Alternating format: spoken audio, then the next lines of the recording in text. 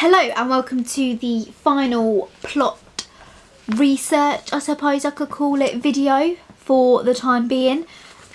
This is basically going to be exactly the same as all the other videos. I'm going to talk you through the plot and then probably tell you that underneath here is another paragraph about how I'm going to use this for my plot, for my trailer.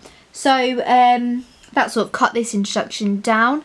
The only thing I do have to say is that the plot that I'm going to be talking to you about today is the plot for the crime film Single White Female. So I suppose we should get on with it. So in this film we see Alison Jones, who is a software designer living in New York with her fiance called Sam Rawson. However, Rawson's ex-wife calls him one night at midnight and it's revealed that he has recently slept with her whilst being with Alison Jones. So Alison immediately throws Sam Rawson out of the house and calls off their engagement completely. And that night she gets comforted by one of her neighbours called Graham Knox, who is an aspiring actor. The next morning after that she attends a meeting with a man called Mitchell Meyerson, who is a fashion house owner, and his aims are to buy Alison Jones's revolutionary new software. And he actually, at this meeting, he cleverly manipulates her to lower the price of this software on the basis that his recommendations within the industry will be like her future customers. And due to the fact that Meyerson is her first and actually only customer, she willingly accepts this offer. And she also puts out an advert for a new roommate to share an apartment with. Obviously she's all alone now that she's kicked Sam Rawson out. And she quickly decides on a lady called Hedra Carlson, who she quickly gives the nickname of Hedy. And they very, very quickly become quite good friends, and Hedy tells Alison all about her past life and reveals how she was meant to actually be a twin, but her twin was actually a stillborn, and because of this she has constantly been left with a feeling of constant loneliness. And after a few weeks of being Jones's roommate, Hedy starts to become very, very protective of Jones. She goes as far as deleting the voicemails, any voicemails that Sam Rawson leaves Alison about asking for a second chance, etc, etc. And she also then goes and buys Alison a puppy that she calls Buddy to help bond with Alison. However, Rawson actually wins back Alison's heart and Hedy becomes extremely jealous. Obviously, as they're back together now, Sam Rawson and Alison actually start to search for a new apartment to live in. So they're on their way back from looking at apartments. They're going back to Alison and Hedy's apartment. Hedy, I don't really know how to say it. We'll go with Hedy. Yeah, Hedy's apartment. Alison is completely distraught as she finds that Buddy, her little puppy, has fallen off of their balcony and to his death. With emotions running high, she instantly accuses Hedy of leaving the window open, resulting in the puppy's unfortunate demise. And Rawson actually comforts Hedy after this sort of attack and tells her that it wasn't actually her fault, and if anybody's to blame in this situation, it's him. Myers, if you remember him from the start of this video, the budding fashion house owner wanting to buy Alison's software, attempts to actually rape Alison whilst they're trying to finish their deal, telling her that if she doesn't submit herself to him, he will actually warn people away from her software and will not actually pay for the software that he's bought. But Alison is actually quite a strong woman and fights back and escapes from Myers' clutches, and runs back to Hedy, who tries to make her feel better. So she invites Alison to the hair salon for a haircut, a bit of a pamper therapy. After their little salon session, Hedy appears at the top of the stairs dressed exactly like Alison, and she's even sporting her brand new haircut. And this makes Alison extremely uncomfortable. And later that same night, Alison actually follows Hedy to a nightclub and sort of witnesses Hedy passing herself off as Alison herself. So late that night when Hedy comes back, she takes a shower back in the apartment, and Alison discovers a shoebox in Hedy's room filled with letters addressed to a lady called Ellen Besch, which is actually Hetty's real name. As well as these letters, she finds Sam's letter and a clipping detailing an accident in which Hetty's 9-year-old twin was accidentally drowned.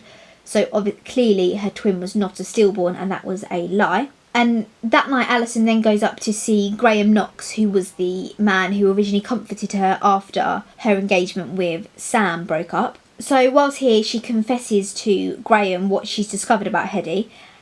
However, whilst this conversation is happening, Hetty is actually listening in to the whole of their conversation, so here's exactly what Alison is saying. So upon Alison's departure from Knox's apartment, Hetty visits Knox herself and attacks him. So the next night, Sam Rawson returns and Hetty impersonates Alison and actually performs an act of oral sex on Sam, as he's under the impression that it is his girlfriend / fiance. Afterwards, after this, little thing has happened, Hetty actually begs and pleads with Sam for him to leave Alison alone completely and just go, because, clearly Hetty doesn't like him. However, Sam actually refuses and insists that he is actually going to tell Alison the truth about what just happened.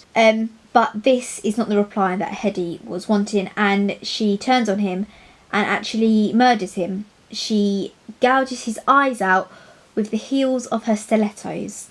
What a lovely way to go. So the next day, Alison is told by Hetty that she's actually going to leave. And later that day, Alison then sees a news report about Sam's death, and she almost immediately realises what has happened, and she sort of thinks she knows who, killed her ex-fiance and boyfriend.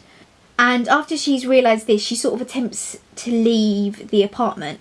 However, Hetty has other ideas, and she takes Alison hostage by gunpoint.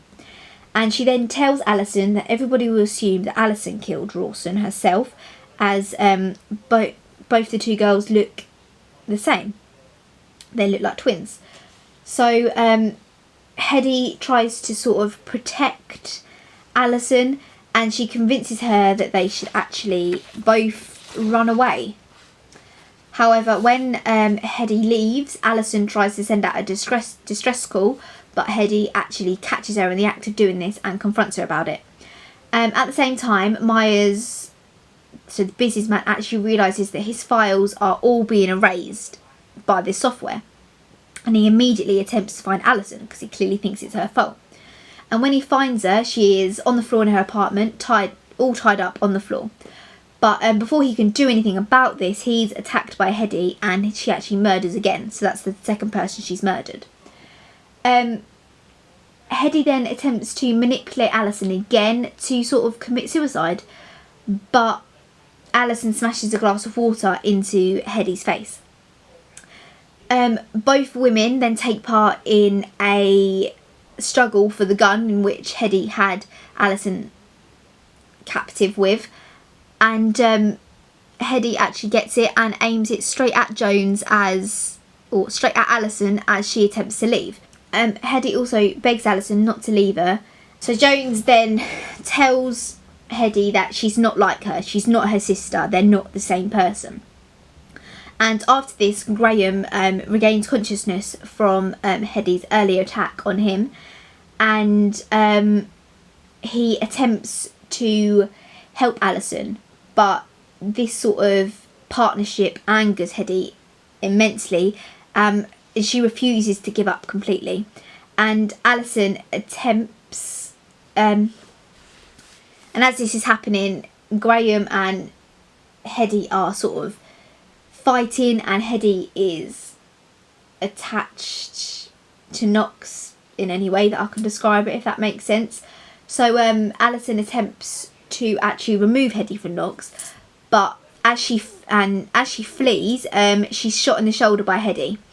After this, a chase occurs from all the way down from Knox's apartment to the lift, where Hetty then actually chokes Jones until she becomes unconscious. As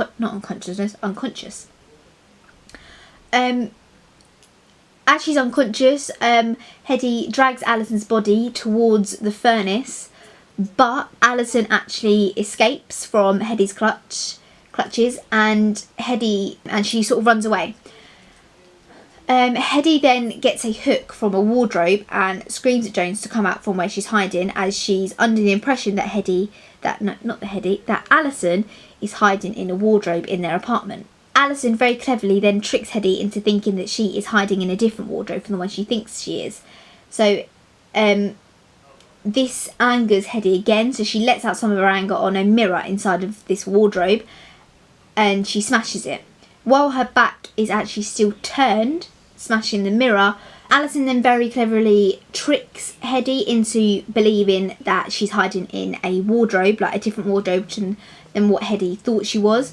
This angers Hedy, and when she heads over to this wardrobe, she lets out a bit of her anger on a mirror that's inside the door of the wardrobe and she smashes it. Obviously, as she smashes it, her back is turned, which actually leaves Alison to come out from her hiding place, and she stabs Hedy in the back. Hedy then turns round and the pair struggle for a little while before Alison actually throws the final blow for Hedy and kills her. So Jones watches in utter horror as Hedy dies in front of her. Also, at the end of the film, there's a sort of little monologue you hear from Alison telling the audience about how she's moved on from Hedy and all stuff like this, really. So it is the only film that I've done that has sort of a monologue at the end, which I think is quite cool. But that's the plot of this film, so I hope you enjoyed this video, and like I said at the beginning, there's some stuff down the bottom about how I could use this plot, etc, etc. So read that, hope you enjoy it, and until next time, I shall see you lot later. Bye!